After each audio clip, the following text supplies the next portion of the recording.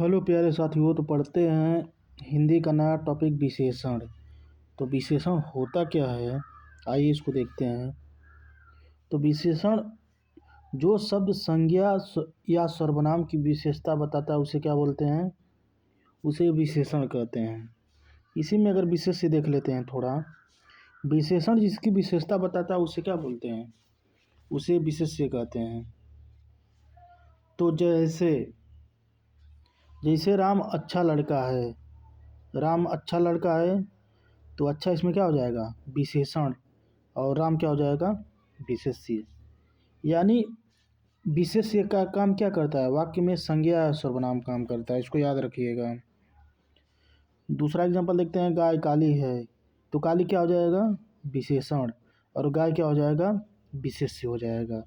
मीठा दूध, दूध क्या हो जाएगा, विशेष्य, मीठा क्या हो जाएगा, विशेषण। विशेषण के अगर भेद की बात किया जाए तो विशेषण के दो भेद होते हैं, एक प्रयोग के आधार पर और एक सामान्य रूप से।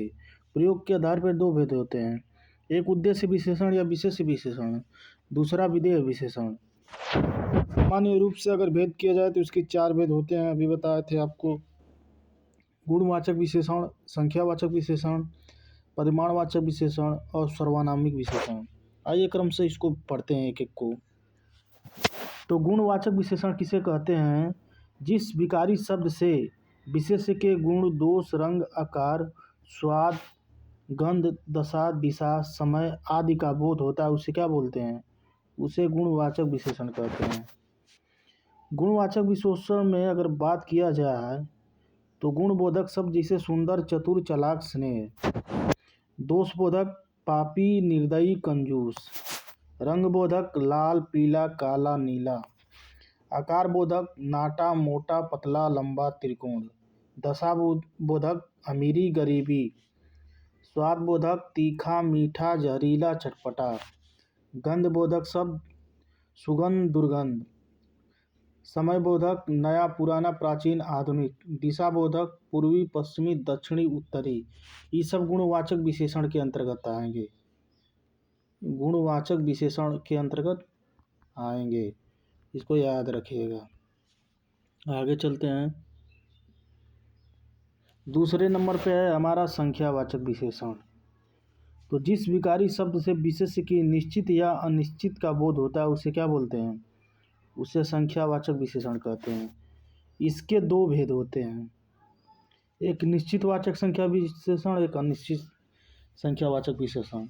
निश्चित वाचक संख्या विशेषण क्या होता है, तो जिससे निश्चित संख्या का बोध हो उसे क्या बोलेंगे, निश्चित संख्यावाचक विशेषण। जैसे पूर्ण, पूर्णांक, पहला, दोनों, चौगुना, दोगुना, सौगुना। यही में अगर नोट की बात किया जाए तो निश्चितवाचक विशेषण के 5 भेद होते हैं, इसको याद रखिएगा। अनिश्चयवाचक संख्या की अगर बात कर लिया जाए तो जिससे अनिश्चित संख्या का बोध होता है उसे क्या बोलते हैं, अनिश्चयवाचक संख्या विशेषण बोलते हैं। जैसे कुछ व्यक्ति बाहर खड़े हैं, कितने व्यक्ति बाहर खड़े हैं ये कुछ पता नहीं है आपको, दंगों में बहुत घायल हुए हैं।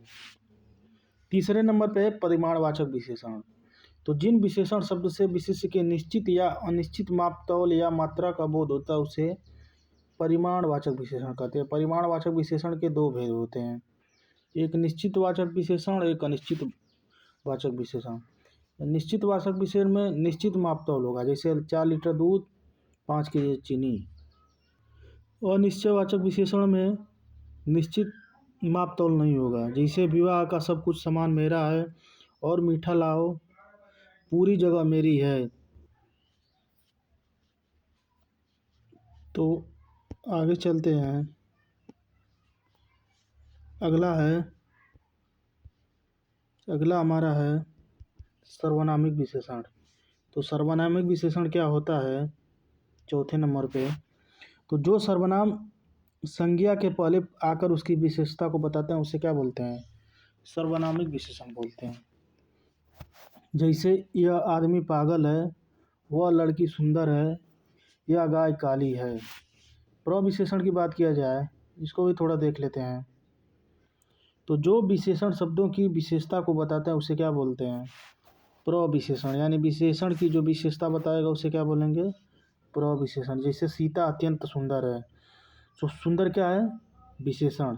और जो विशेषण की विशेषता बताया गया उससे क्या बोलेंगे, प्रविशेषण। यानी अतंत क्या हो जाएगा इसमें, प्रविशेषण। जैसे राम की गाय बहुत बहुत दूध मीठी देती है, तो इसमें मीठा क्या हो जाएगा, विशेषण।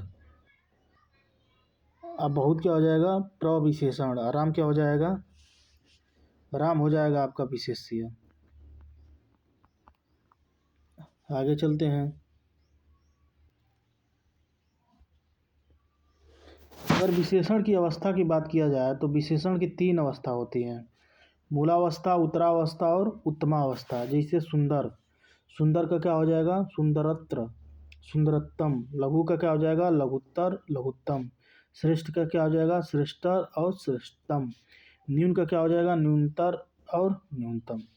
उम्मीद करते हैं विशेषण का टॉपिक समझ में आया होगा। मिलते हैं नेक्स्ट वीडियो में।